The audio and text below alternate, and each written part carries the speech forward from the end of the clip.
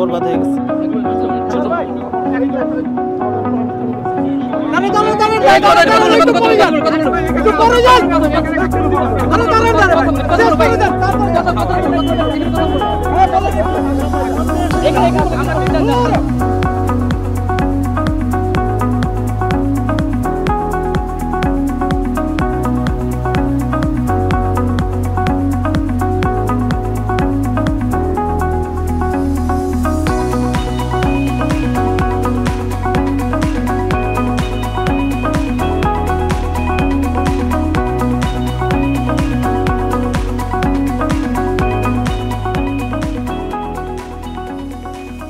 যাতে এই যে 18,500 বিডিআর চাকরিচ্যুত এবং যারা নিরপরাধ জেলে আছে তাদেরকে জেল থেকে মুক্তির জন্য এটা দাবি করছি।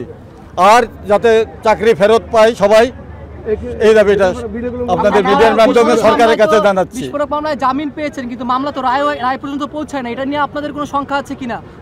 হ্যাঁ, এটা নিয়ে আমরা শঙ্কা আছে, এটা নিয়ে আমরা সরকারকে জানাচ্ছি। আমাদের মূল দাবি এখন তিনটা। প্রথম দাবি হলো আমাদের নিরপরাধ সকল ভাইদেরকে কারাগার থেকে মুক্তি দিতে হবে। 2 নম্বরে বিশেষ আদালতের মাধ্যমে যে সমস্ত ভাইদেরকে সাজা দেওয়া হয়েছে, চাকরিচ্যুত করা হয়েছে, প্রত্যেককে পুনরায় বহাল করতে হবে।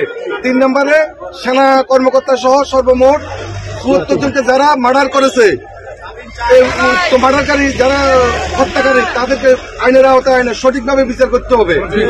আর আমরা আপনাদের মাধ্যমে এটাই বলবো, আমাদের বৃদ্ধ যারা আছেন, হয়তো আপনারা একটু রেস্টে যাবেন, সবাই মাসখানে সবাই রেস্টে থাকছেন। বৃদ্ধ যারা আছেন আপনারা অবশ্যই বাড়ি থেকে, ইয়ং ভাই যারা আছেন আপনারা দেখতেছেন আমরা কিন্তু সংসার ছেড়ে দিয়া আমরা রাস্তায় নেমে আছি। অবশ্যই আপনারা সকলে আমাদের রাস্তা ভিডিও কল্যাণ পরিষদের ব্যানারে সকলে আসবেন। আমাদের একজন ভাই নিরপরাধ, একজন ভাই বন্দী থাকা অবস্থায় আমাদের আন্দোলন থাকবে। এখন আমরা সবাই একত্রে মুভ করব, সবাই।